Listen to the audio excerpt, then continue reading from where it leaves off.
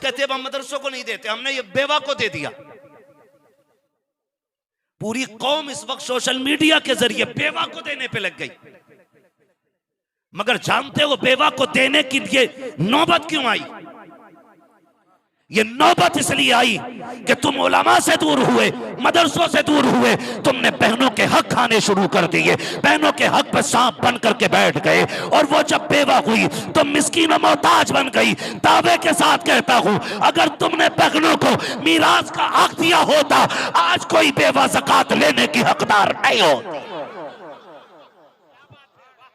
आप किसी की दाढ़ी या किसी की टोपी या किसी का जुब्बा कुब्बा देख करके छोटे बड़े का फैसला न करना। ये मैं कुर्सी पे इसलिए नहीं बैठा कि मैं सबसे बड़ा हूं, इसलिए बैठा हूं कि मुझे आपसे बात करने में आसानी हो। वरना अगर बड़े होने की बात की जाए तो याद रखना ये अलग बात है, खामोश खड़े रहते हैं, फिर भी जो लोग बड़े हैं वो बड़े रहते हैं। ऐसे असलाफ से मिलता है हमारा शजरा, जिनके कदमों में कई ताज पड़े रहते हैं। कभी ये मत सोचना कि जो कुर्सी पे 1.5 घंटा बोल के गया वो बड़ा पारसा था या वही अल्लाह वाला था, बाकी ये सब कुछ नहीं थे। मैं मिंबर की बात नहीं करता यार, मैं तो मजमे वालों को भी गाली नहीं देता। मैं कभी बुरा नहीं कहता। अल्लामा हसन अत्तर साहब जो उर्दू अदब के हवाले से, शायरी के हवाले से अपनी मिसाल खुद है। हाँ, ये हमारे बुजुर्ग तशरीफ फरमा गए, अल्लामा हिफाजत हुसैन साहब, अल्लामा इबादत हुसैन साहब, तमाम तर उलमा तशरीफ फरमा है। भाई एहसान शाकिर साहब, वो लहजा था जो अपनी आवाज़ की खुशबू से हमें मदीने की सैर करा रहा था। हाँ, सीढ़ियों से तो लोग आसानी से ऊपर चले जाते हैं, लेकिन आवाज़ के ज़रिए किसी को सफ़र करा देना ये हर एक के बस की बात नहीं होती है। मैं अक्सर एक बात कहा करता हूँ, देखा भी गया है कि जो मजमे में बैठे होते हैं ना, उन्हीं को ज़्यादा ताने दिए जाते हैं। तुम नाअहल हो, तुम नालायक हो, तुम कमीने हो, तुम्हें हक नहीं, तुम्हें ये नहीं। मैं कहता हूँ यार ज़बान संभाल। क्या मालूम इतनी बड़ी भीड़ में कोई ऐसा भी बैठा हो, जब दुनिया सो जाती हो तो वह उठ के मुसल्ला बिछा लेता हो।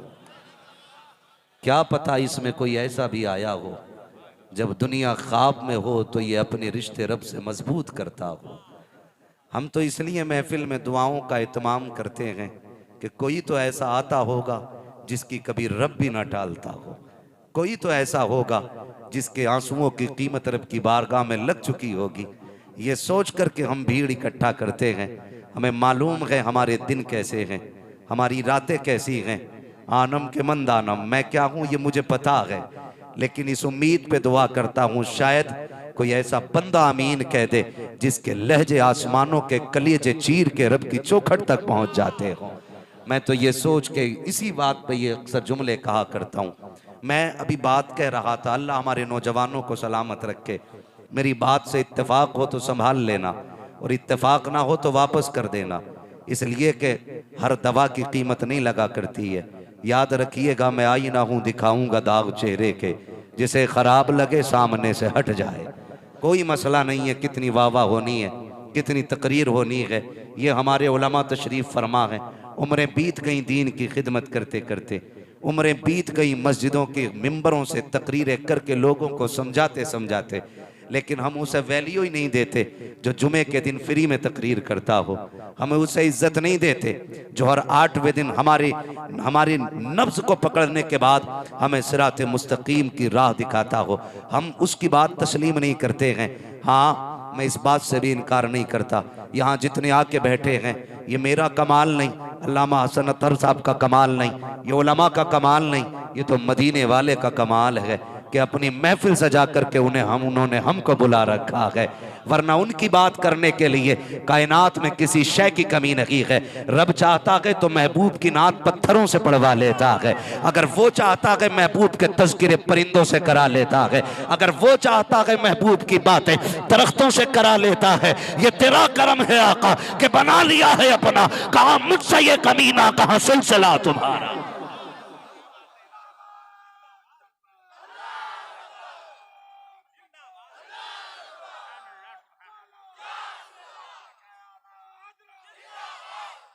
ओ भाई, एक बार कोशिश ये भी करना, मालिक तेरा शुक्र है जब दुनिया सो रही थी हम तेरे महबूब की महफिल में बैठे थे। सुना है आप हर आशिक के घर तशरीफ लाते हैं, मेरे घर में भी हो जाए चरागा चरागा या रसूल अल्लाह। आज बिना तखसीस के लोग आए हैं यहाँ, कुर्ता पजामे वाले भी बैठे हैं, पैंट और शर्ट वाले भी बैठे हैं, दाढ़ी वाले भी बैठे हैं, क्लीन शेव भी बैठे हैं, पढ़े लिखे भी बैठे हैं, अनपढ़ भी बैठे हैं, बिजनेसमैन भी हैं, सर्विसमैन भी हैं, किसान भी हैं, सारे लोग आए बैठे हैं। यही तो कमाल है मेरे महबूब के नाम में। जब बात उनके नाम की आती है तो फिर डिग्री हो ना हो, गुलाम बन के सारे ही दौड़ने लग जाते हैं, सारे ही दौड़ने लग जाते हैं। यहाँ फिर डिग्री नहीं रह जाती है। और यही इश्क है जो हमें मिटने नहीं दे रहा है, सच्ची बात है। वरना हमारी जमात के कुछ लोग हैं, तकलीफ होती है। मैं भी प्रधान जी के साथ बैठा था, मास्टर साहब भी थे, मैंने एक बात कही थी। हाँ, मैंने कहा था एक इदारे में 11 लोग 350 लोगों को पढ़ा पाते हैं।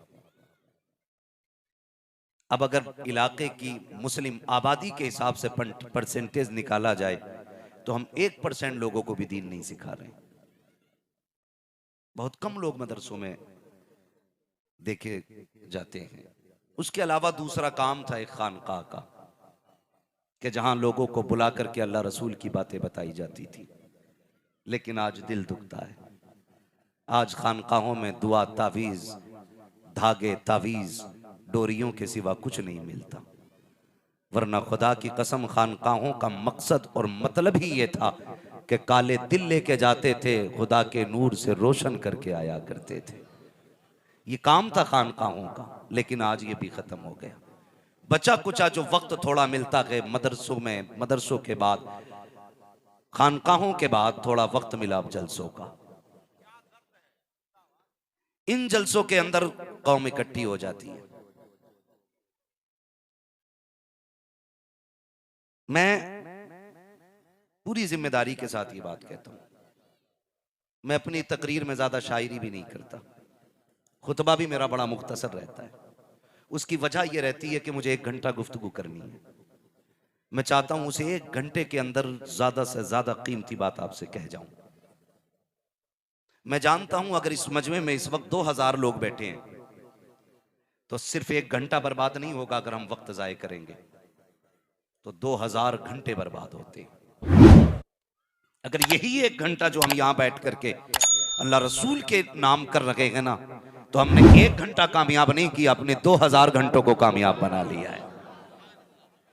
ये कभी कभी अकेले बैठ के एहसास होता है कि इतनी जो भीड़ बैठी है ना, अगर किसी मस्जिद का तामीरी काम हो, जिन्हें हम अक्सर जलसों में मजाहिया गुफ्तगू, चटकूले, मजाक की बातें सुना के बेवकूफ बना के घर भेज देते हैं, अगर इतनी भीड़ का 1-1 घंटा मस्जिद की तामीर के लिए लिया जाए ना, उम्मीद है कि मस्जिद को मजदूर को मजदूरी देने की जरूरत नहीं पड़ेगी, पूरी मस्जिद बन के तैयार हो जाएगी। इतना कीमती वक्त है हमारा, इतना कीमती वक्त है।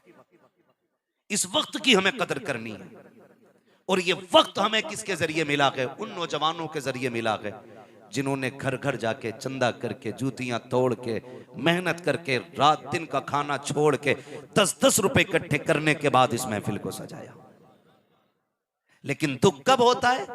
जब ना देने वाले लोग इसी कमेटी से हिसाब मांगते हैं। देने वाला कभी हिसाब मांगता ही नहीं। जिसे नहीं देना होता वो मुंह देख के कहते हैं भाई पीछे भी चंदा किया, सुना था 50,000 बचे, क्या किया उसका? ये हमारी कौम के हालात हैं। क्या किया पिछले बार 25 बचे थे?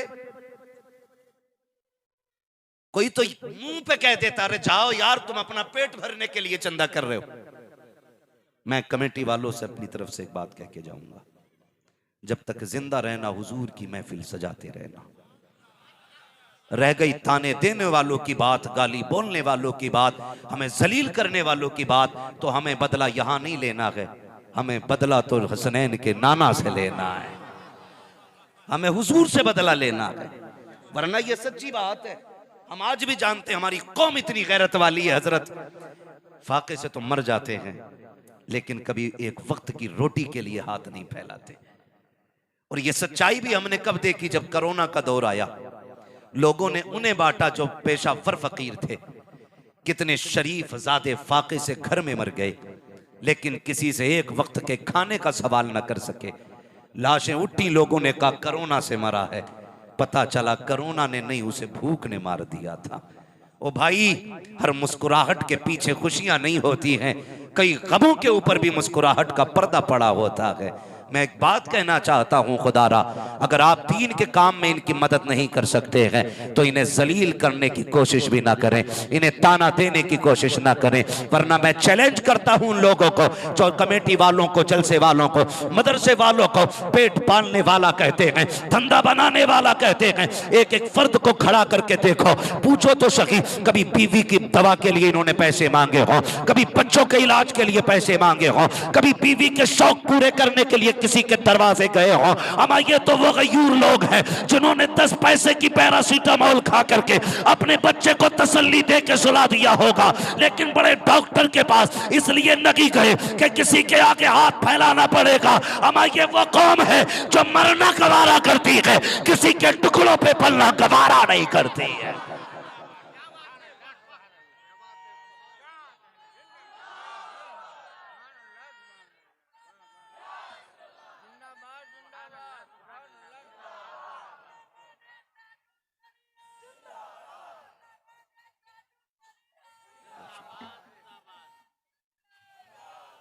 मैं मुबारकबाद पेश करता हूं उन नौजवानों को जिनकी आदत है ये हर साल हुजूर का जलसा सजाते हैं। ये हजरत जी साल में हमें एक दिन मिल जाता है कि जिनकी उम्र मदरसे जाने की नहीं, जो खानकाह नहीं गए, वो लोग आज की रात बैठ जाते हैं और 1 साल का मुकम्मल सबक लेके चले जाते हैं। 1 साल का सबक ले जाते हैं। अल्लाह करे आज की महफिल से 10 लोगों के दिल बदल गए ना, तो समझ लेना इतने उलमा का आना कामयाब हो गया, आपका बुलाना कामयाब हो गया। असल बात यही, असल बात यही है। दिल दुखता है, हमारी कौम ने फैसले अच्छे नहीं किए, इंसाफ नहीं हुआ है। मैं एक बात आपको बताऊं, सोशल मीडिया ने भी बेड़ा गर्क किया और आज जो हमें दीन बांट रहे हैं ना, वो बांट रहे हैं जो कभी मदरसे गए ही नहीं, जिनका मदरसे से कोई ताल्लुक ही नहीं, वो हमें बताते हैं कि जन्नत कैसे मिलेगी। गौर करना मेरी बात पे, सुने बड़ी तवज्जो के साथ। मैंने पहले कहा था मैं आईना हूं, दिखाऊंगा दाग चेहरे के, जिसे खराब लगे सामने से हट जाए। मैं किसी को तकलीफ देने नहीं आया, ये मेरी अपनी तकलीफ है जो आपसे बयान करने आया हूं, ये मेरी अपनी तकलीफ है। सब जानते हैं दुनिया मदरसों के पीछे पड़ी है, उलमा के लिए पीछे लोग पड़े, कुरान वालों के लोग पीछे पड़े हुए। दुश्मन क्या कम थे हमसे लड़ने के लिए? इस बार कुछ उलमा ने ये बात बताई जो मदरसे चलाते हैं। उन्होंने बताया चंदा लेने गए तो लोगों ने ये कह दिया जी क्या करेंगे मदरसे को देके, अब हम मदरसों को नहीं देते, हमने फला बेवा को दे दिया है, हमने मदरसों को देना बंद कर दिया। मदरसों को देने से क्या फायदा? जानते हैं, जब इंसान के जहन में ये सोच पैदा हो जाए तो समझ लेना बेड़ा गर्क होना शुरू हो गया है। लोग कहते हैं हम मदरसों को नहीं देते, हमने ये बेवा को दे दिया। पूरी कौम इस वक्त सोशल मीडिया के जरिए बेवा को देने पे लग गई, मगर जानते हो बेवा को देने की ये नौबत क्यों आई? ये नौबत इसलिए आई कि तुम उलमा से दूर हुए, मदरसों से दूर हुए, तुमने बहनों के हक खाने शुरू कर दिए, बहनों के हक पर सांप बन करके बैठ गए, और वो जब बेवा हुई तो मिस्कीन और मोहताज बन गई। दावे के साथ कहता हूं, अगर तुमने बहनों को मीरास का हक दिया होता, आज कोई बेवा ज़कात लेने की हकदार नहीं होती नहीं। आज सारी चल दी है बेवा को देने जा रहे। बुरा ना मानना, दौलत दे करके आप बेवा की गरीबी दूर कर सकते हैं, लेकिन बेवा की जरूरतें पूरी नहीं कर सकते। समझ रहे मेरी बात? बेवा की जरूरतें आप पूरी नहीं कर सकते। एक है पेट की भूख, जिसे रोटी से बुझाया जाएगा, एक है जिस्म की भूख, जिसे जिस्म से बुझाया जाएगा। आप अगर बेवा को मुस्तती बनाएंगे, और उसे जरी कर देंगे, तुझे किसी मर्द की जरूरत नहीं। सुने, उसके घर का चूल्हा तो चलता रहेगा, लेकिन गुनाह का दरवाजा बंद नहीं होगा। गुनाह का दरवाजा बंद नहीं होगा। आप सारी दौलत बेवा को दे करके उसे ये मत समझाओ तुझे कमाने वाले की जरूरत नहीं है, तुझे मर्द की जरूरत नहीं है, तुझे शौहर की जरूरत नहीं है। इससे उसके घर की जरूरतें पूरी होंगी, लेकिन गुनाहों के दरवाजे खुल जाएंगे, गुनाहों के दरवाजे खुलेंगे, कौम का बेड़ा गर्क हो जाएगा। मैं ये कहता हूँ, बेवाओं को ये तरजीह दो, ये उन्हें समझाओ, इस्लाम ने तुम्हें निकाह की इजाजत दी है, गुनाह के दरवाजे बंद करो, शरीयत के दरवाजे खोलो। अब तुमको दे करके ज़कात गुनाह नहीं कराया जाएगा, बल्कि निकाह करा करके गुनाहों को दरवाजों पे ताला लगाया जाएगा। ये जरूरी है अब। और हमने सोशल मीडिया के जरिए करा नहीं देना मदरसे में। क्या दिया मदरसे में? जानते हैं क्या दिया मदरसे ने हमें? नौजवानों, ये जो टोपियां हैं ना सर पे, ये मदरसों ने दी है। हाँ, जो हमें कलमा आता है ना तीजे में जो पढ़ते हैं बैठ के, वो मदरसे की देन है। यही कंडीशन अगर मदरसों के साथ हमारी रही, यही रवैया रहा कि हम मदरसों को नहीं देंगे ज़कात, तो 20 साल घूम के आने की देर है। जनाजे पड़े रहेंगे, कोई जनाजा पढ़ाने वाला नसीब नहीं होगा, कोई जनाजा पढ़ाने वाला नसीब नहीं होगा। इसलिए मेरी गुजारिश है, आप कांधे से कांधा लगा के मदरसों के साथ खड़े हो। गलती नहीं की हमने, सारे रो रहे हैं। रमजान का महीना आया, सैकड़ों फोन आए, हजरत बहन को ज़कात दे सकता हूं, बहन को ज़कात दे सकता हूं। भाई क्यों? कि बहन गरीब है। हैरत हुई, किसे ज़कात दे रहा है? बहन को। मैं शरीयत की बात नहीं कर रहा, शरीयत का मसला अपनी जगह हक है, हक है कि बहन को ज़कात दी जा सकती है, ये शरीयत का मसला है। लेकिन मैं आपकी इंसानियत को देखना चाहता हूं। आप ज़कात देने की बात क्यों करते हैं? जब आपके दस्तरखान पर चिकन मटन के शानदार डोंगे सजे होते हैं, तब तुम्हें बहन याद क्यों नहीं आती? जब तुम ईदी में अपने बच्चों के लिए 20,000 के कपड़े खरीदते हो, तुम्हें बहन याद क्यों नहीं आती? जब तेरे मकान का रंग और रोगन उतर जाए, तू 2.5 लाख दे करके ठेके में मकान पे पेंट कराता है, तब तुझे बहन का छप्पर याद नहीं आता? ज़कात देते वक्त तुझे बहन याद आती है? ओ भाई, लन तनालुल बिर्रा हत्ता तुनफिकू मिम्मा तुहिब्बून। समझो कुरान के लहजे और कुरान के तेवर को। तुझे ज़कात देते वक्त बहन याद आई। कौन है जिसे ज़कात देने की बात कर रहा है? ये वो है जो तेरे हिस्से में 50 बीघे में से अपना हिस्सा भी तुझे छोड़ के चली गई। जब तक 18 साल तेरे घर के अंदर थी, कभी तकिए को लेके लड़ती रही, ये मेरा है, कभी कमरे को लेके लड़ती रही, ये मेरा है, कभी बिस्तर पे लड़ जाती थी, ये मेरा है, कभी बर्तन को लेके लड़ती थी, ये मेरा है, कभी तुम तोड़ के आए, बहन पोछा लगा रही है, सफाई कर रखी है, जूते पहन के चल गए, वो जूता लेके तोड़ी का पीछे हट, मैंने मेहनत से सवारा था, वो बहन के जो तुमसे बात बात पे लड़ जाती थी। खुदा की कसम खा के बताना यार, जिस दिन से सुर्ख जोड़ा पहना है, निकाह के बाद घर से निकली है, कितनी बार तेरे दरवाजे पे आके कहा है कि ये कमरा मेरा है? एक बार उसने आके कहा हो तो बताओ ये बिस्तर मेरा है? कभी उसने आके ये कहा हो कि तकिया मेरा है? एक बार बता दो। पूरी जिंदगी मुस्कुरा के काट देती है, अपने हिस्से की जमीन छोड़ गई लेकिन अपना नहीं कहा, अपने हिस्से का कमरा छोड़ गई लेकिन अपना नहीं कहा, अपने हिस्से का बैंक बैलेंस छोड़ गई लेकिन अपना नहीं कहा। और ये इस दिन के लिए नहीं छोड़ा था कि तू सिर्फ ज़कात लेकर के बहन के दरवाजे पे जाए, ये इस दिन के लिए छोड़ा था अगर मैं मुसीबत में आऊं तो अपने घर से दौलत उठा मेरे दरवाजे पे आ, अगर मैं मुस्कुराऊंगी मदीने वाला मुस्कुराए।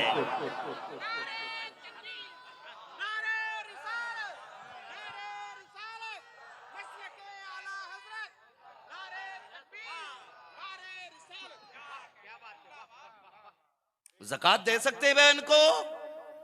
हाँ भी, ज़कात तो दी जा सकती है, लेकिन ज़कात देते वक्त उसे जलील करेगा। यही हालात है। बता क्या कमी है बहन में?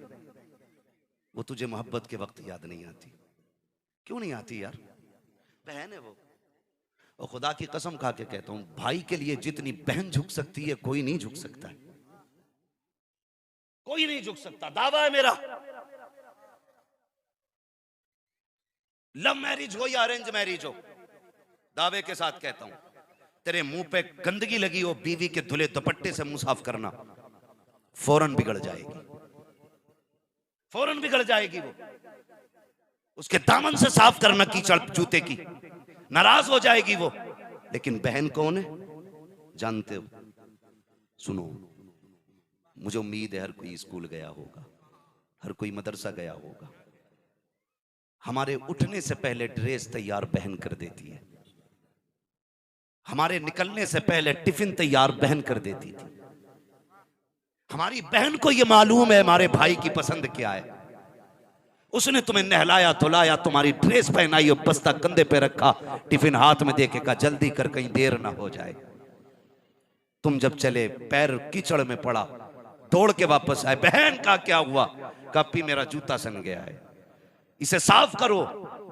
खुदा की कसम, जब तुमने साफ की आवाज दी ना तो वो पीछे नहीं पलटी कपड़ा लेने के लिए। वो हया वाली चादर जो उसके सर पे रखी थी, उसने उसी का कोना पकड़ा, भाई का जूता रगड़ना शुरू कर दिया। कभी पूछना बहन बता, इतने साफ कपड़े से मेरा जूता? वो मत्था चूम के कहती है मेरे चांद, मेरा दुपट्टा तेरे जूते से ज्यादा कीमती नहीं है। हमें सिर्फ ज़कात वाले दिन बहन याद आई। गारंटी है मेरी कोई बहन ऐसी नहीं है अगर भाई की बीमारी की खबर मिल जाए तो बिना दुआ किए सो जाए। कहीं भी होती है, कितनी भी दूर होती है, कमजोर हो बीमार हो, अपने दुख भूल के दुआएं किया करती है, दुख भूल के दुआएं किया करती है। रिश्ते होते हैं, खाली ज़कात के वक्त बहनें याद आती हैं। ओ भाई, कभी इन्हें दस्तरखान पे बिठा के खिलाया करो, कभी सीने से लगा के खिलाया करो। हमने तो आदत ही खत्म कर दी ना। अभी गालिबन अल्लामा हसन अतर साहब ही ये शेर पढ़ रहे थे, मेहमान चला जाए तब खाना खाऊं। इस हवाले से भी बात चल रही थी। बुरा ना मानिएगा, हम समझने में जो पीछे रह गए थोड़ा सा। मस्जिद है ना, मस्जिद जुमे के दिन लोग देते हैं ना पैसे, मस्जिद में देते हैं। अरे देते हैं क्या नहीं भाई? अच्छा वही बोले जो देते हैं, पैसे देते हैं क्या नहीं मस्जिद में? हाँ, यहाँ तो सब हाँ बोल देते हैं। हाथ ना उठाया करो, मुझे मालूम है कई हाथ झूठे भी उठ जाते ना। हाथ नहीं, बस खाली बोला करो। मैंने मुतलकन पूछा, लोग देते हैं, लेकिन ये जवाब जो अगली बात करने लगा हूं ये उलमा देंगे या फिर मस्जिद के खजानची देंगे। जब गोलक खुलती है ना, अक्सर गले फटे नोट निकलते। कई कई तो ऐसे नोट होते हैं आधा 10 का है और आधा 20 का जोड़ा है, वो कहीं नहीं चलने वाला। हाँ? और जब गोलक आती है ना, गोलक आती है तो यूं निकालेगा और फिर ऐसे देखेगा लोग देख रहे हैं कि नहीं, ऐसे डालता है। भाई जिसके लिए दे रहे हो ना वो तो दिल भी जानता है, तुम्हारे ख्यालात भी जानता है, वसवसों की भी उसे खबर है, तुम्हारे दिलों की। किसे दिखा रहे हो तुम? आधे आधे नोट डाले, कह रहे बतेरा खर्च कर रहे हो मगर मौलाना काम ही नहीं चल रहा। जब गोलक खुली तो आधे गले सड़े पटे सारे ही निकले। कोई फर्क नहीं पड़ता है पुराना 100 का नोट हो या नया 100 का नोट हो। नया भी 100 में ही चलना, पुराना भी 100 में ही चलना है। लेकिन जब तू अपनी जेब से पुराना नोट छांट रहा था ना, तो रब फरिश्तों में कहता होगा, फरिश्तों इसे देखो ये मेरी मोहब्बत के दावे करता है, नया अपने लिए रख रहा है, गला सड़ा मेरे लिए निकाल रहा है। तेरी नीयत नहीं देखी गई भाई। जब देने की बारी आया करे, गला सड़ा अपने लिए रखा करो, नया निकाल के खुदा के लिए दे दिया करो। नया निकाल के खुदा के लिए दिया कर। दिया बहुत है जी, सदका उतारा मैंने, फिर भी मर गया, दुआ कर मरा है, फटा नहीं। करम ऐसे थे कि फट जाना चाहिए था तुझे, सिर्फ मर के बीत गई। ओ भाई मजा तभी आता है जब अपने आगे का उठा के खिलाया जाए। कई बहनों की शिकायत है, मेरा दिल दुखता है। मैं किसी किताब से तकरीर नहीं कर रहा हूं, मैं कोई नाविल या कोई तफसीर खोल के यहां नहीं बैठा हूं, हालात खोल के बैठा हूं। हालात, अभी कितने फोन आए आप नहीं सोच सकते हो। हम लोग जानते हैं, लोग ये सोचते हैं शायद ये बोलता है तो इसके पास कोई इलाज होगा। रोना भी आता, मेरी बहन कोई इलाज मेरे पास नहीं, अगर कोई होता तो मैं इलाज करता। कितनी बहनों ने कहा कि कोई तो ऐसी दुआ होगी कि भाई ईद के दिन सलाम करने आ जाए। कोई तो ऐसी दुआ होगी कि 5 साल हो गए मेरे घर वाले नहीं आए, मुझे बुलाया तक नहीं गया। कसूर क्या होता है बहन बेटियों का यार, क्या कसूर होता है? हमने क्या फैसला किया? ईद के दिन नए कपड़े पहनेंगे, ईद है। नई टोपी ईद है, नए जूते ईद है, इसे हम समझते हैं असल? नहीं, खुदा की कसम, भले अपने कपड़े पुराने रखें, सामने वालों को नए कपड़े पहना दो, खुदा ईद से ज्यादा सवाब अता फरमाएगा। हम ना बड़े खुद गर्ज हो गए, बड़े खुद गर्ज हो गए। रमजान में ना हर नेकी की जो सवाब की क्वांटिटी है वो बढ़ा दी जाती है, 1 का 10, समझ रहे हैं ना? 10 का 70, 70 का 700, 700 का 7000। वल्लाहु युज़ाइफु लिमन यशा, अल्लाह जिसे चाहे और ज्यादा बढ़ा दे, वो तो मालिक है। चाहे वो 7000 गुना ज्यादा दे दे, 7 लाख गुना ज्यादा दे दे। लेकिन होता क्या है, हम ज़कात देने के लिए रमजान का इंतजार करते हैं। हमारी खुदगर्जी देखें, ज़कात देने के लिए रमजान का इंतजार करते हैं। इधर रिश्तेदार के सर के ऊपर जो छत है उससे धूप भी छन के आती है, बारिश भी छन के आती है, सर्दी भी दीवारों को पार करके आती है। वो कहती है इस बार ज़कात हमें देना। सामने वाला गरीब है, बीमार है, वो कहता है इस बार ज़कात हमें देना। तो कह रहा रमजान का इंतजार करो। 7 महीने रमजान के हैं, 7 महीने गरीब के कैसे कटते ये गरीब जानता है। लेकिन हम तो इतने खुदगर्ज निकले, हमने 7 महीने तक इंतजार कराया ताकि इसलिए रमजान का महीना मयसर हो जाए, हमारी नेकियों में इजाफा हो जाए। तुमने ये तो नहीं जाना दे किसके लिए रखे थे, दे तो अल्लाह के लिए रखे थे। मैं जानता हूं और मानता हूं सवाब रमजान के महीने में बढ़ा दिया जाता है। अगर तुझे ये लगता है ये जरूरतमंद है, इसके बच्चे फाके से हैं, इसके बच्चे बीमार हैं, इसके सर पे छत नहीं है, तो रमजान का इंतजार न कर, अल्लाह की रजा के लिए ज़कात पहले अदा कर दे। वो ऐसा कादिर मुतलक है, अगर वो राजी हो जाएगा तुझे रमजान से ज्यादा रमजान से पहले सवाब दे दिया जाए। हाँ, मगर हम तो देने के लिए भी इंतजार करते हैं हुजूर, देने के लिए भी इंतजार करते हैं। बड़ी तकलीफ होती है ना। अल्लाह की रजा के लिए जब जरूरतमंद सामने है, आप दे सकते हो तो दे दो, मसला फिर 3 महीने का कुछ नहीं, वो सवाब अपनी जगह है। अल्लाह राजी हो गया तो मैं बिना रमजान के रमजान से ज्यादा सवाब देगा। मालिक तो अल्लाह है ना सवाब का, वही देगा ना, उसकी रजा के लिए आप करें। ये खुदगर्जी से निकले, खुदगर्जी से निकले। और रमजान आ जाए ना तो फिर ज़कात से हट के भी थोड़े काम कर लिया करें। ज़कात तो देनी है भाई, वो तो कर्जा है, वो तो आपको देना ही देना है, मगर उसके हट के भी थोड़ा सा काम कर लिया करें, थोड़ा सा हट के काम किया करे, लोगों के दिल रखा करे। हाँ, मेरे शेख सरकार उवैस मुस्तफ़ा साहब क़िबला दामद अली फरमाते हैं, कभी कभी बात होती है ना, बात एक दिन कह रहे थे मौलाना लोगों की दुआ से बचना और दुआओं की तलाश में। मैंने कहा हुजूर दुआ किसे कहते हैं और बद्दुआ किसे कहते हैं? अल्लाह वालों की घंटों की तकरीर सेकंडों में सिमट जाती है। उन्होंने कहा क्या समझोगे, बस इतना समझ लेना, किसी का दिल जोड़ देना दुआ होता है, किसी का दिल तोड़ देना बद्दुआ होता है। पूरी जिंदगी दो बातों में खत्म हो गई। किसी को अगर खाना खिला दो तो जज़ाकल्लाह कहने का इंतजार न करना, और किसी को तुमने दिल तोड़ के फिर पलटो के इसकी हिम्मत नहीं मेरे सामने बद्दुआ कर सके, तो फिर होठ हिलने का इंतजार मत करना। जैसी झटका लगता है दिल को समझ लेना बद्दुआ ऑटोमेटिक हो जाती है, और जब खुशी होती है दिल को तो समझ लेना दुआ खुद ब खुद हो गई है। समझ लेना नौजवानों, दुआ खुद ब खुद हो जाती है। वहां लफ्ज़ दुआ लफ्जों की मोहताज नहीं होती है, दुआ लफ्जों की मोहताज नहीं होती है। कितनी बहनों ने कहा दुआ करो कि भाई बुलाने आ जाए, बड़े खुदगर्ज हो गए हम लोग। याद रखना, बर्तन वही भरते रहते हैं जो खाली होते रहते हो, जो हमेशा भरे रहते हैं उसमें और मजीद नहीं आया करता है। एक गिलास पानी एक गिलास में रहे, तुम हमेशा एक ही गिलास के मालिक रहोगे। तुम एक गिलास आए फिर बांट दो, फिर दूसरा गिलास मिले फिर बांट दो, सुबह से शाम तक सैकड़ों गिलास पानी के मालिक बना दिए जाओगे। इसी चीज को हम नहीं समझ पाते, इसे समझने की कोशिश करें।